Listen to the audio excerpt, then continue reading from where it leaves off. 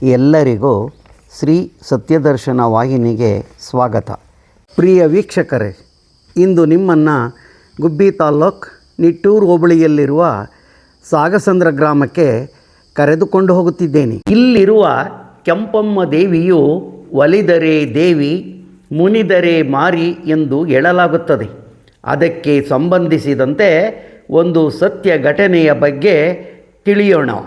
ಇದು ಕಥೆಯಲ್ಲ, ಕೇವಲ 150 ವರ್ಷಗಳ ಹಿಂದೆ ನಡೆದ ಸತ್ಯ ಘಟನೆ ಆಧಾರವಾಗಿ ಇರುತ್ತದೆ. ಇಲ್ಲಿ ಹೇಳುವ ಹೆಸರುಗಳು ಕಾಲ್ಪನಿಕವಾಗಿರುತ್ತವೆ. ಕಲ್ಲೀಪುರ ಎಂಬ ಊರಲ್ಲಿ ರಾಮಯ್ಯ ಮತ್ತು ಶೇಷಮ್ಮ ಎಂಬ ದಂಪತಿಗಳಿದ್ದರು. ಅವರಿಗೆ ಭೀಮಯ್ಯ ಎಂಬ ಮಗನಿದ್ದ. ಅವನ ಹೆಂಡತಿ ಚಲುವಮ್ಮ. ರಾಮಯ್ಯ ಮತ್ತು ಶೇಷಮ್ಮಗೆ ವಯಸ್ಸಾಗಿತ್ತು. ಇವರು ಮಹಾನ್ ದೈವಭಕ್ತರೂ ಆಗಿದ್ದರು. ಇವರಿಗೆ 30 ಎಕರೆ ಜಮೀನು ಇದ್ದಿತು. ಮಾವು, ತೆಂಗು, ಹೊಲ, ಗದ್ದೆ ಇದ್ದು ಊರಿಗೆ ಆಗರ್ಭ ಶ್ರೀಮಂತರಾಗಿದ್ದು ಜಮೀನ್ದಾರರಾಗಿದ್ದರು.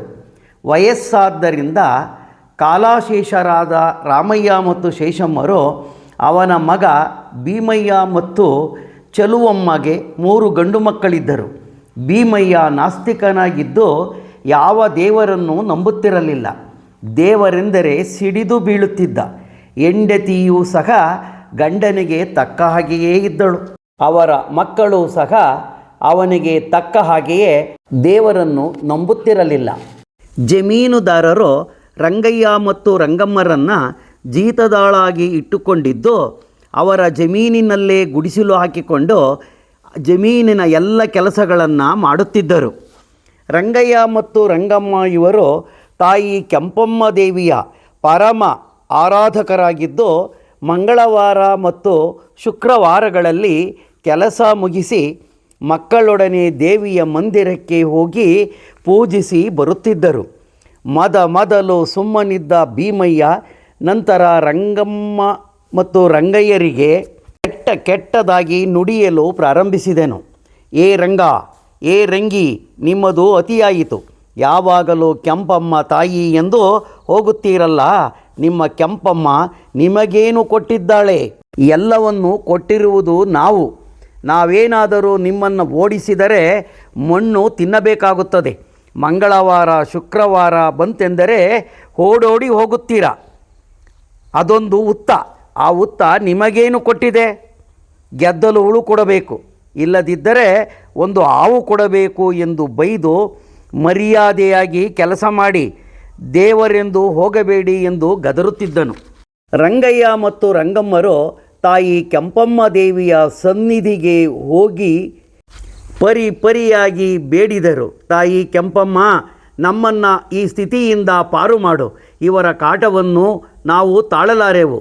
ನಮ್ಮಮ್ಮ, ನಮ್ಮ ಮಕ್ಕಳನ್ನೂ ಕಾಪಾಡು ತಾಯಿ ಎಂದು ಬೇಡುತ್ತಿದ್ದರು. ಹೀಗೆ 20 ವರ್ಷಗಳು ಕಳೆದವು. ಜೀತದಾಳಾಗಿ ದುಡಿದಿದ್ದ ಹಣದಲ್ಲಿ 30 ರೂಪಾಯಿಗಳನ್ನು ಕೂಡಿಟ್ಟಿದ್ದ ರಂಗಯ್ಯ ಮತ್ತು ರಂಗಮ್ಮರು ತಾಯಿ ಕೆಂಪಮ್ಮನ ಅನುಗ್ರಹ ಕೂಡಿ ಬಂದು ಊರಲ್ಲಿ 2 ಎಕರೆ ಜಮೀನು ಮಾರಾಟಕ್ಕಿದೆ ಎಂದು ತಿಳಿದು ಬಂತು. ಸ್ನೇಹಿತರಲ್ಲಿ ವಿಚಾರಿಸಲಾಗಿ ಅವರು ರಂಗಯ್ಯನನ್ನು ಜಮೀನು ಮಾರುವವನ ಹತ್ತಿರ ಕರೆದುಕೊಂಡು ಹೋಗಿ 10 ರೂಗೆ 1 ಎಕರೆಯಂತೆ 20 ರೂಗೆ 2 ಎಕರೆ ಜಮೀನು ಕೊಡಿಸಿದರು. ಕೂಡಲೇ ಜಮೀನುದಾರನ ಹೂಳಿಗವನ್ನು ತೊರೆದು ತನ್ನ ಹೊಲದಲ್ಲೇ ಗುಡಿಸಲು ಹಾಕಿಕೊಂಡು ಹುತ್ತಿ ಬಿತ್ತಿ 4 ಕಾಸು ಮಾಡಿಕೊಂಡು ಮಂಗಳವಾರ ಶುಕ್ರವಾರ ಕೆಂಪಮ್ಮ ದೇವಿಯನ್ನು ಪೂಜಿಸುತ್ತಿದ್ದರು. ಹಸಿದು ಬಂದವರಿಗೆ ಅನ್ನ ನೀರು ಕೊಡುತ್ತಿದ್ದರು.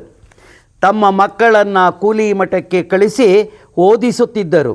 ಜಮೀನುದಾರನ ಮಕ್ಕಳು ಕೆಟ್ಟ ಸಹವಾಸವನ್ನು ಮಾಡಿ ಹಾಳಾದರು. ಜಮೀನುದಾರ ಕಂಗಾಲಾದ.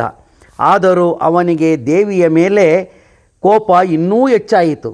ಅವನ ಆಸ್ತಿಯನ್ನು 1 ಎಕರೆ ಮಾರಾಟಕ್ಕೆ ಇಟ್ಟ. ಇದನ್ನು ರಂಗಯ್ಯ ದಂಪತಿಗಳು ತಾಯಿಯ ಪೂಜೆಯನ್ನು ಭಕ್ತಿಯಿಂದ ಮಾಡುತ್ತಿದ್ದರು. ಆಗ ಒಂದು ದಿನ ಕೆಂಪಮ್ಮ ತಾಯಿಯು ಕನಸಿನಲ್ಲಿ ಬಂದು, ಮಗು ರಂಗಯ್ಯ, ಜಮೀನುದಾರನ ಹೊಲವನ್ನು ತೆಗೆದುಕೋ ಎಂದು ಹೇಳಲು, ಅಮ್ಮ, ನಾನು ದುಡ್ಡು ಎಲ್ಲಿಂದ ತರಲಿ? ತಾಯಿ, ನನಗೆ ಆ ಯೋಗ್ಯತೆ ಇಲ್ಲ ಎಂದು ಹೇಳಿದನು. ದೇವಿಯು ಕಾಣದಾದಳು. ಮರುದಿನ ಶುಕ್ರವಾರ ಸಂಜೆ ಗುಡಿಗೆ ಹೋಗಿ ಬರುವಾಗ ರಂಗಯ್ಯನಿಗೆ ಹೆಣ್ಣು ಧ್ವನಿಯೊಂದು ಗಿಡದ ಮರೆಯಿಂದ ಕೇಳುತ್ತದೆ. ನನ್ನನ್ನು ನಿನ್ನ ಮನೆಗೆ ಕರೆದುಕೊಂಡು ಹೋಗು, ನಾನು ಬರಲಾ ಎಂದು ಕೇಳಿಸಿತು. ಹೆದರಿದ ರಂಗಯ್ಯ ಮನೆಗೆ ಹೋದ. ನಡೆದ ವಿಷಯವನ್ನು ತನ್ನ ಹೆಂಡತಿ ರಂಗಮ್ಮಳಿಗೆ ಹೇಳಿದ. ರಂಗಮ್ಮಳು, ಮುಂದಿನ ಶುಕ್ರವಾರ ಹೀಗೆಯೇ ಆದರೆ ನನ್ನ ಮನೆಯಲ್ಲಿ ನಿನಗೆ ಶಾಶ್ವತವಾಗಿ ನೆಲೆ ನೀಡುತ್ತೇನೆ. ಬಾ ತಾಯಿ, ನಾನು ನಿನ್ನ ಸೇವಕ ಎಂದು ಹೇಳಿರಿ ಎಂದಳು. ಮುಂದಿನ ಶುಕ್ರವಾರ ಗುಡಿಯಿಂದ ವಾಪಸ್ಸು ಬರುವಾಗ ಮತ್ತೆ ಅದೇ ಸ್ತ್ರೀ ಧ್ವನಿ ಕೇಳುತ್ತದೆ. ರಂಗಯ್ಯನು ತನ್ನ ಮನೆಯಲ್ಲಿ ನಿನಗೆ ಶಾಶ್ವತವಾದ ನೆಲೆ ನೀಡುತ್ತೇನೆ, ಬಾ ತಾಯಿ ಎಂದು ಹೇಳಿ ಹಿಂದಿರುಗಿ ನೋಡದೆ ಮುಂದೆ ಹೋದನು. ರಾತ್ರಿ ಎಲ್ಲರೂ ಮಲಗಿದರು. ಬೆಳಗ್ಗೆ ಎದ್ದಾಗ ನೋಡುತ್ತಾರೆ, ಒಂದು ಗಡಿಗೆ ಇದ್ದು ಅರಿಶಿನ ಬಟ್ಟೆ ಕಟ್ಟಲಾಗಿತ್ತು. ಭಕ್ತಿಯಿಂದ ಪೂಜಿಸಿ ನೋಡುತ್ತಾರೆ, ಅದರ ತುಂಬ ಬಂಗಾರದ ನಾಣ್ಯಗಳು ತುಂಬಿದ್ದವು. ಮರುದಿನ ತಾಯಿಯು ಕನಸಿನಲ್ಲಿ ಬಂದು, ಮಗನೇ, ಜಮೀನುದಾರನ ಎಲ್ಲ ಜಮೀನನ್ನು ನೀನು ಕೊಂಡುಕೋ, ಅಂಜಬೇಡವೆಂದು ಹೇಳಿದಳು. ತಾಯಿಯ ಹೇಳಿಕೆಯಂತೆ ಜಮೀನುದಾರನು ಪೂರ ಜಮೀನು ಕೊಂಡನು. ಅಂದಿಗೂ ಇಂದಿಗೂ ಈ ಮನೆತನವು ಅನವರತ ಕೆಂಪಮ್ಮ ದೇವಿಯ ಭಕ್ತಾನುಭಕ್ತರಾಗಿ ಸೇವೆ ಮಾಡುತ್ತಿದ್ದಾರೆ. ಜಮೀನುದಾರ ಮತ್ತು ಮಕ್ಕಳು ಎಲ್ಲವನ್ನ ಕಳೆದುಕೊಂಡು ಬೇರೆ ಜಮೀನುದಾರರಲ್ಲಿ ಜೀತ ಮಾಡುತ್ತಾ ನರಕ ಯಾತನೆ ಅನುಭವಿಸುತ್ತಾ ಕಾಲಾಶೇಷರಾಗಿ ಹೋಗುತ್ತಾರೆ. ಮಹಾತಾಯಿ ಕೆಂಪಮ್ಮಳು ಒಲಿದ ರಂಗಯ್ಯ ಮತ್ತು ರಂಗಮ್ಮನ ವಂಶಸ್ಥರು ಮತ್ತಷ್ಟು ಸದೃಢವಾಗಿ ತಾಯಿ ಕೆಂಪಮ್ಮ ದೇವಿಯ ಸೇವೆ ಮಾಡುತ್ತಾ ಬಡಬಗ್ಗರಿಗೆ ಸಹಾಯವನ್ನು ಮಾಡುತ್ತಾ ಇಂದಿಗೂ ಹೆಸರುವಾಸಿಯಾಗಿದ್ದಾರೆ. ನೀವಿನ್ನು ನಮ್ಮ ವಾಹಿನಿಗೆ ಚಂದಾದಾರರಾಗಿಲ್ಲದಿದ್ದರೆ ಚಂದಾದಾರರಾಗಿ. ಧನ್ಯವಾದಗಳು.